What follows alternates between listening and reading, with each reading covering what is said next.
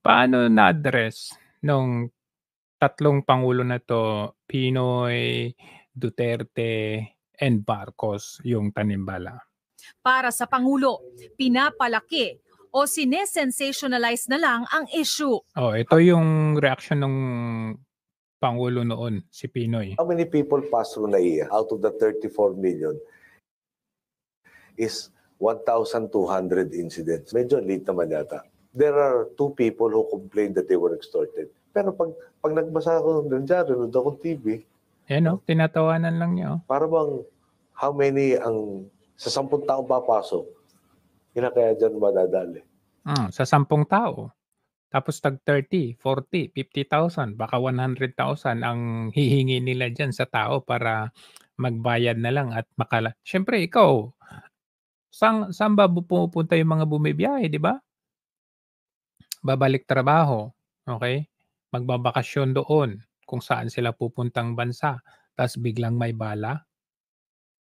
Kada 10, 2, 3. Sinong tao ang magdadala ng bala tapos walang baril?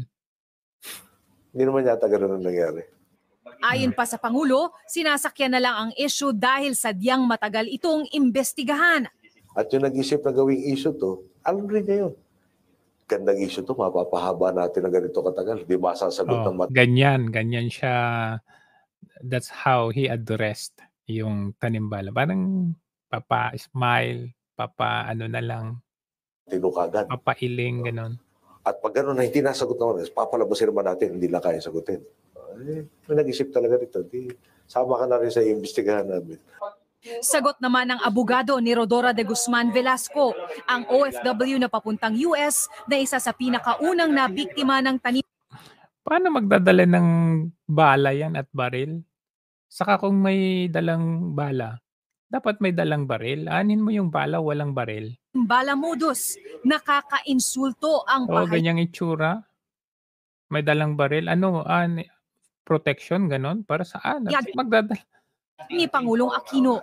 Ilang beses na tayong yung mga flyers, alam na nila yung mga bawal.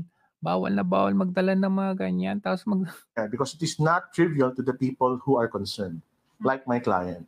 I think one victim is one victim too many.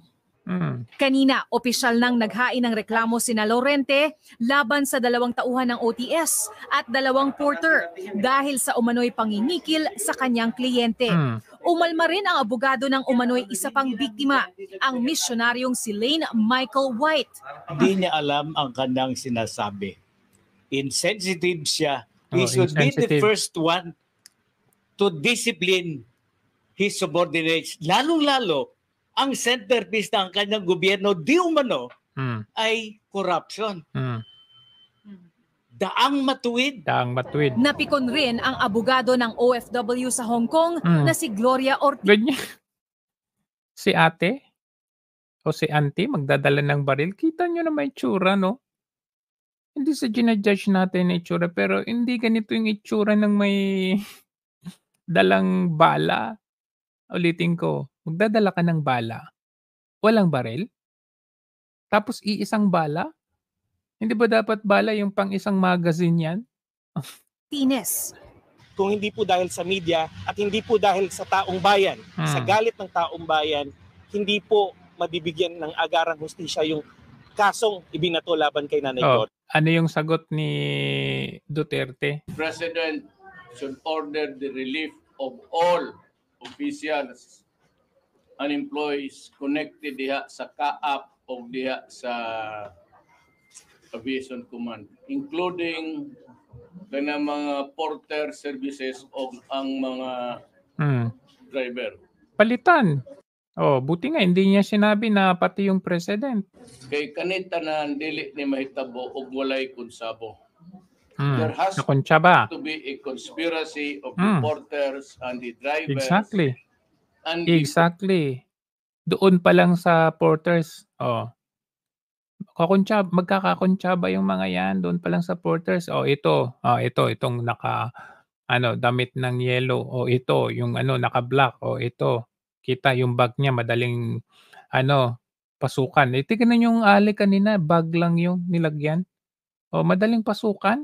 Police Kaya hindi nila nung nagka-issue yan, 'di ba nirap-rap na yung mga luggage, eh, hindi paano mo papasukan yung mga gano'n? Makinabang man ani ang mudakop ang policeman, di man ang mga porter o driver. Pero kahit dined man ang palasyo, hindi pa rin natinag ang alkalde. May binitawan pa siyang hamon kay Pinoy tungkol sa modus. Trato po ang report. Bantay sarado ng PNP Aviation Security Group si Ninfa Fontamillas nang sumailalim sa inquest proceedings matapos makitaan ng 9mm caliber pistol na bala ang kanyang bagahe sa NAIA Terminal 1 noong linggo. Ganyang itsura. Sa kamera si Lola Ninfa pero marin niyang itinanggi na sa kanya ang bala. Gate naman ng otoridad, nakalak para ang bagat na katahi ang zip. Hindi pa branded yung bag niya. Kumbaga imitation o ano, tas may barrel. Ng outside pocket nito, kaya imposibleng mataniman ng bala. Ang abogado din ng Lola ang nagbukas ng bulsa at dito umano nakita ang bala. Sa kabila nito, hindi kinagat ng Malacanang ang balita may sindikato o grupo na nasa likod nito. These are assumptions that Hindi daw sindikato. validate. What media is reporting is only a slew. That's why the president wants to cast a wide net. Let's look at the entire picture.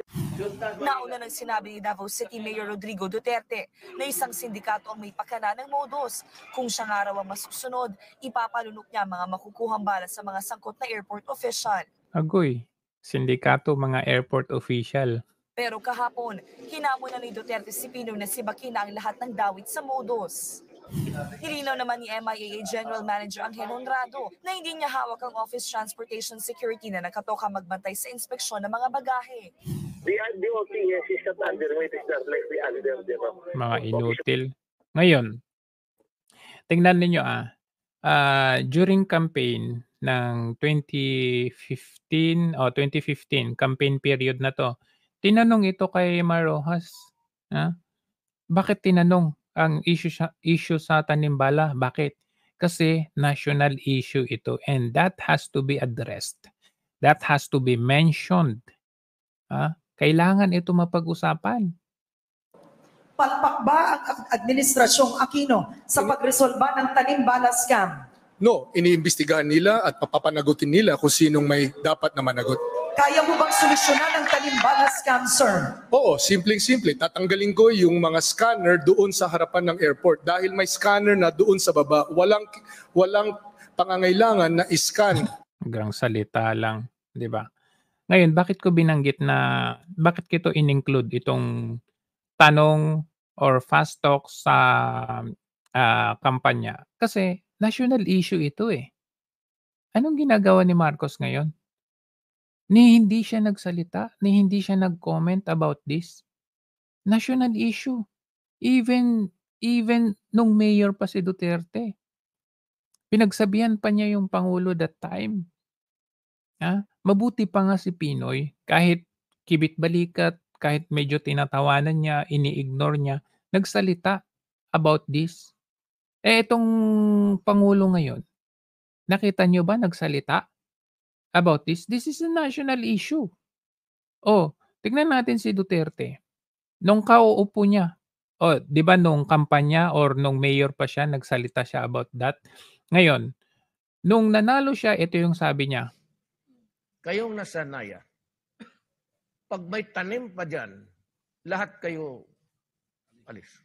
I do not care even if your chief of office or your CEO there knows or has nothing to do with it. May 12 ito.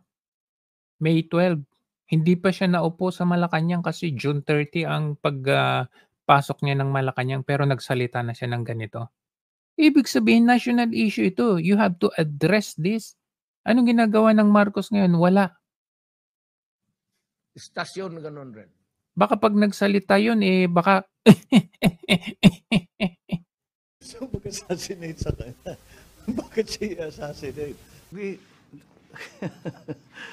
Kung ang chief of police, hindi niya kontrolado ang police niya, at may police diyan naglalaro, out sila lahat. And I will accommodate you sa Mindanao.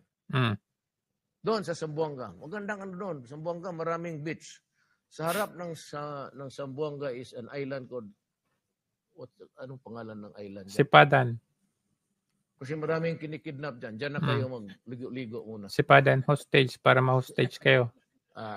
Do not do it to me. Because I said, I am awed and humbled by the vote given to me by the people. After all, I did not also ask that I be president. Okay. Nung napaupo na siya, ito. My best really to customs, wala kang problema. Magdating ka, lalo na yung mga mahirap, ayaw kong, kasi ang mahirap, nasabi ko sa custom, kung hindi naman yan drug career, wag mo nang pakialaman. Kasi kung magspagol yan, mahihirap lang yan. Nagtatrabaho nga sa labas para Kaya nga. Tapos pagdating dyan, buksan mo, kunin mo pa yung pera. Ilan naman maya-maya kaming mga opisyal, pagdaan namin, Mayor, sige Mayor, utang ina, isang tren yung bagahe namin. Lusot ka. Yung mahirap, tapos ko na ng... Kaya na presidente ako, sabi ko, no more para sa mali. At pag nagdaglag ka ng bala, sigurado yung hindi 45, malaki yan. Ipalunok ko sa iyo yan.